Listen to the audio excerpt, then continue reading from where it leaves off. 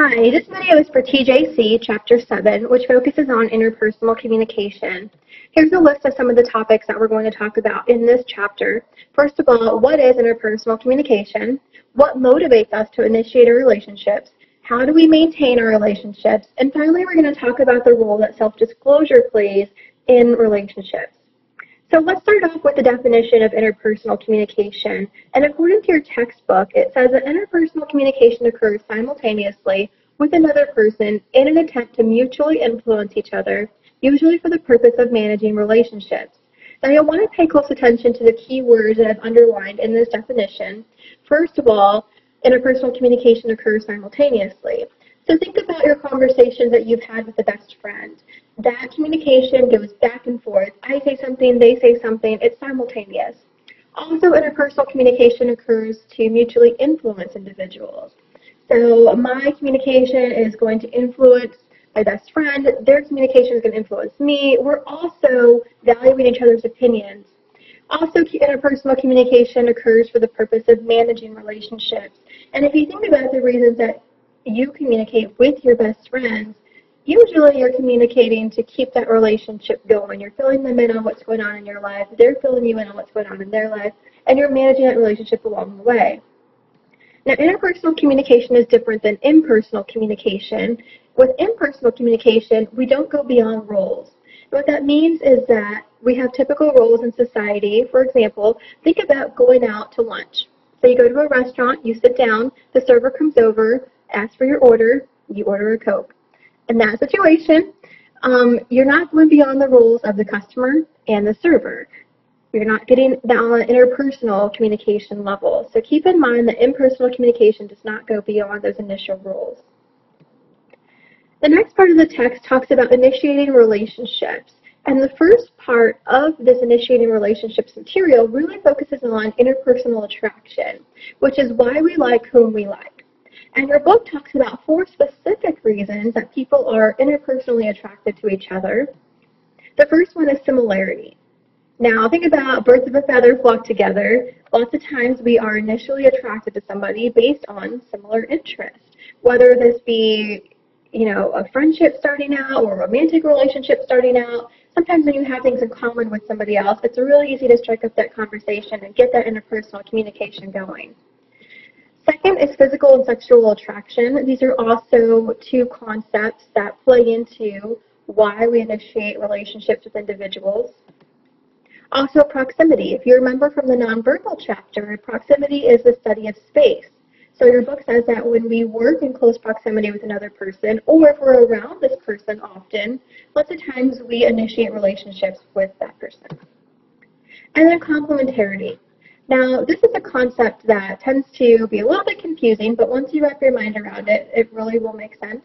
So complementarity says that we start relationships with people based on their ability to complement us. So for example, let's say that I'm not very good at planning, but I meet someone and he is a very good planner. He always has things in line, always in order. In that sense, maybe we make a good couple because we complement each other. So he makes up in the areas that I lack. So that is complementarity. The next part of the initiating relationships information talks about our 3 basic interpersonal needs. And according to your textbook, the first one is inclusion. So inclusion is the need to involve others in one's activities and also to be involved in the activities of other people. We all know that one person that has to be involved in every gathering, every social event, and if you don't invite them, their feelings get hurt, they're sad. So we all have different levels of inclusion. Some people have very high inclusion needs, some people have very low inclusion needs. Think about what your inclusion needs are. The second basic interpersonal need that people have is the need to control. So control is the need to make decisions or the level of willingness to accept others' decision making. So how much do you have to be in control of what you're going to do? Let's say you're working with a group. How much do you have to be in control of that group? And how much are you okay with other people making decisions as well? And the third one is affection. And this is the need to be loved and accepted by others, or the willingness to give love and acceptance to other people. Some of us have very high affection needs. We're very affectionate, very touchy-feely, so to speak. You always have to be hugging your significant other or showing affection in some way or form. Now, let's think about our own interpersonal relationships for a minute, just to kind of get a better idea of where we fall in these three basic interpersonal needs. Here's a scale for you. So it says up here, what motivates you in your relationships? And also think about what motivates your relational partner. So are you very high in control? Where would you fall on the spectrum? Low in control? Are you very high in inclusion? And also affection. Something to think about there. Also, when we think about initiating relationships, your book talks about how do we communicate attraction. Now, you don't always communicate attraction just by speaking. Sometimes this happens non-verbally as well, and the term that's associated with communicating attraction is immediacy. And you may also remember this from the nonverbal chapters, and you're going to see the term immediacy come up again in the presentation chapters where it talks about being immediate with your audience. But in this sense, how are we immediate in interpersonal situations? And here's the way that we do that. If you look at this picture over here, you see the girl, she's gazing into the guy's eyes. Some nonverbal cues, and specifically these nonverbal cues communicate feelings of liking, pleasure, and closeness. So you might sit closer to the person, you might lean in towards that person, make eye contact, show them in some way nonverbally that you're interested, that you like them. So that is nonverbal immediacy. Moving forward here, how do we get that first conversation going? So you're being nonverbally immediate, you are thinking about talking to that person to try to find out more information about them. Well, here's some ways that you can do that. And your book talks about uncertainty reduction theory, or URT. And there's three specific strategies that people use to reduce their uncertainty or find out more information about a person. Here's the first strategy. This is a passive strategy. And with the passive strategy, we reduce uncertainty through observation. So there's no communication going on. You're just watching, you're just observing this person, thinking about what they're doing. The second strategy is an active strategy. And with the active strategy, we reduce our uncertainty through a third party. So for example, let's say that there's a classroom full of students and Johnny is interested in Susie. He's watching her through the passive strategy, he's observing, he says, you know, she looks like somebody I would really want to get to know. But he doesn't know if she's in a relationship or not. So he asks one of her friends, says, hey, is Susie in a relationship? That's asking a third party. That's an active strategy. He's not going directly to the source and asking Susie if she's in a relationship. He's asking a third party. So that's an active way that we gather information. And the final strategy is the interactive strategy. And this is communicating directly with the source. Now, if Johnny would have gone directly over to Susie and said, hi, I'm Johnny, are you in a relationship? Which, how awkward is that, right? But if that happened, that would be an example of an interactive strategy, where Johnny is communicating directly with the source and interacting. So there are some key words here, and when you get to the exam, think about, okay, third party, that's active strategy. Communicating directly, that's interactive strategy. So pick up on some of the key words here, maybe jot those down, and keep those in mind when you're taking that assessment. Now, this next part of the chapter is going to talk about self-disclosure. And what is self-disclosure? Here's the definition. It's pretty short and sweet. Revealing yourself to other people. We self-disclose or we share information, and when we do that, we're revealing information about ourselves. Here are some of the properties of self-disclosure. The first one is reciprocity. And this is sharing similar types of information. So for example, think about the first time you meet someone. You might say, hi, I'm Lori, I'm from Texas. And then you expect that person to also share that same level of information. You know, hi, I'm Alan, I'm from Florida. So you also share similar types of information. If you share deeper types of information, sometimes you expect people to share that same type of deeper information with you. The second one is appropriateness. And we all have seen instances, maybe it's on a TV show, maybe it's in real life, maybe you know someone who has shared information, maybe that too much too soon, that's not appropriate. Now we know that this varies across cultures, but think about the appropriate level of self-disclosure. When is a good time to start talking about more topics? When is a good time to start talking about deeper levels of information with different individuals? So reciprocity, appropriateness, and also risk. Risk is the third property of self-disclosure. There's always that potential for rejection, and we know that sharing information with other people can be risky. Once you share information with another person, it becomes their information to either keep or share, and sometimes you trust people with information and you expect them to keep that information. So risk is also associated with self-disclosure.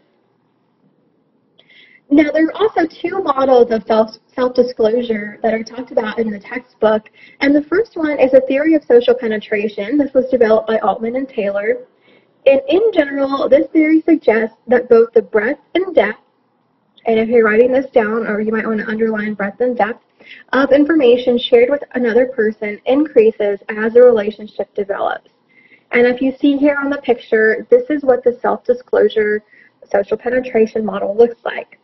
Now, the way that I think about this, and maybe this will help you remember this theory, but I like to think about it as an onion. So you have the outer layers, and these are these really superficial topics.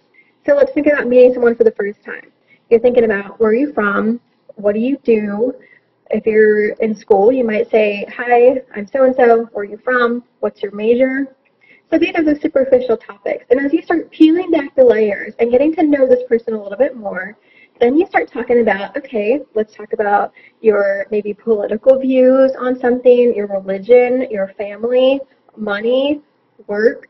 If you start peeling back the layers and you get to that core is where you find that interpersonal communication.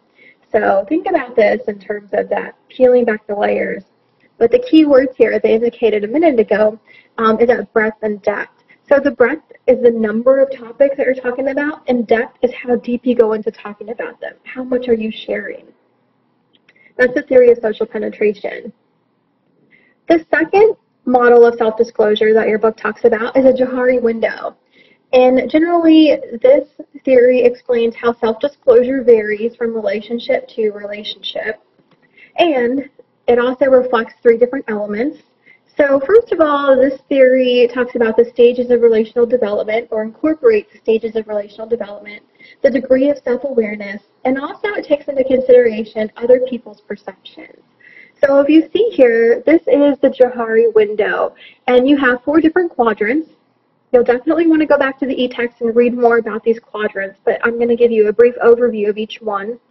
So the first quadrant that you see here, the yellow quadrant, is the open quadrant. And if you look at the labels on the top and to the left, this lets you know what goes on in each one of these quadrants. So for the open quadrant, this is information that is known to yourself and known to others. Information that you know about yourself and that you're openly sharing with other people. If you look over or down to the hidden column, which is this darker blue column below, this is information that is known to yourself, so you know the information, but it's unknown to other people. But you're not sharing that information quite yet.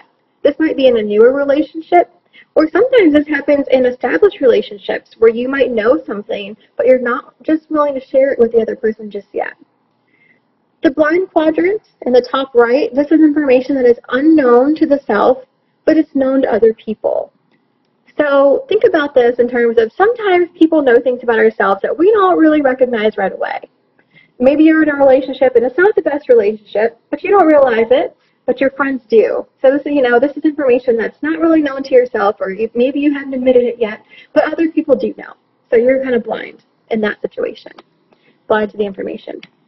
And then the bottom quadrant here is the unknown quadrant. This is information that is unknown to the self and unknown to other people.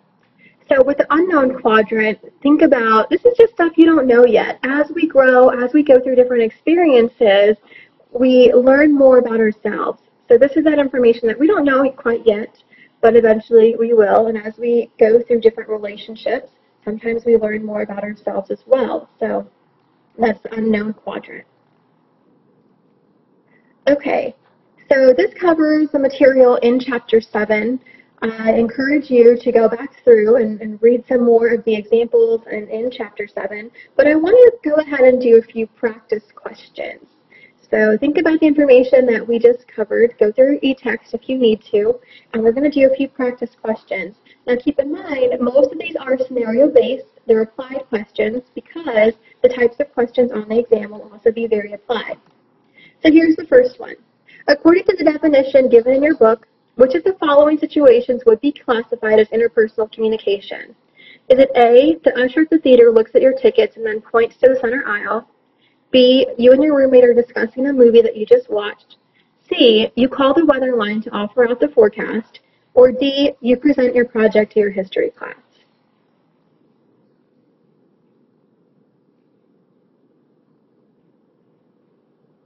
Okay, hopefully this is an easy one, and the answer to this, you see here at the bottom, is B. You and your roommate are discussing a movie that you just watched. Here's the next question. When Monica and Daisy were eating at a local restaurant and Monica waved her hand in the air to call the food server to their table, she was engaging in, is it A, interpersonal communication, B, mediated communication, C, server communication, or D, impersonal communication?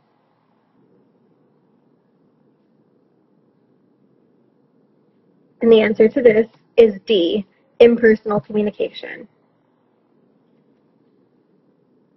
Another practice question.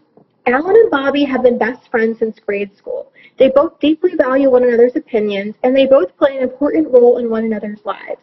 This example best illustrates what aspect of interpersonal communication? Think back to that definition here. Is it A, quality, B, simultaneous communication, C, mutual influence, or D, helps to manage relationships?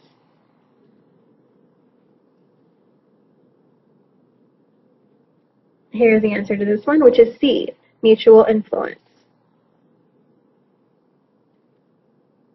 Next question. Melissa is frustrated in her relationship with John because he always decides where they're going to eat, what movie they will watch, and whose car they will take when they go out on a date. This example illustrates that John has high blank needs. Is it inclusion needs, affection needs, security needs, or control needs?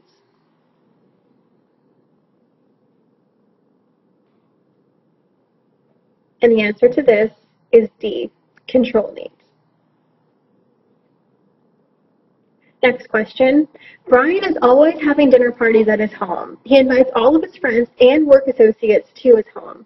Brian probably has a high need to what? Is it include others? B, be affectionate towards others? C, control others? Or D, make people feel secure? And the answer to this one is A, include others. Think about those 3 interpersonal needs. Next question.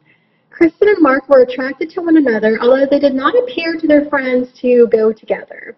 Kristen was not very good with money, but Mark kept his checkbook in immaculate order and always knew how much money they had available to spend. These two found an attraction based on A, self-disclosure, B, proximity, C, complementarity, or D, compatibility. And the answer to this one is C, complementarity.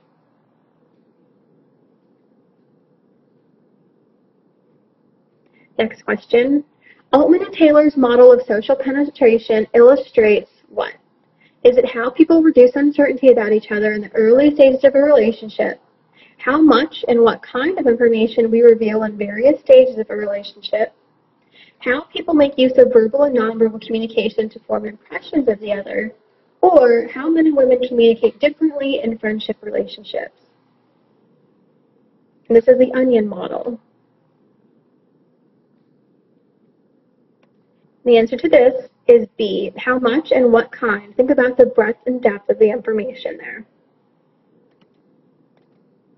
Next question. The Johari window is a model that demonstrates that self-disclosure, is it A, stays relatively consistent for most people in most relationships, B, changes from relationship to relationship but stays the same for the duration of that relationship, is it C, both A and B, or D, differs from person to person for each relationship and changes during the stages of the relationship?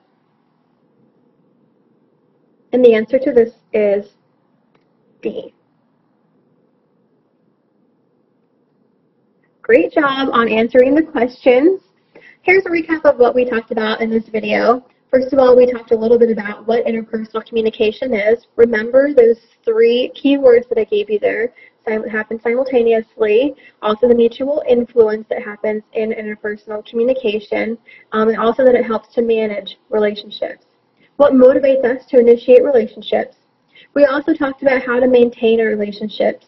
And then finally, we talked about the role that self-disclosure plays. Specifically, we talked about those two models, social penetration theory and the Johari window. So I hope this video has been helpful for learning more about Chapter 7.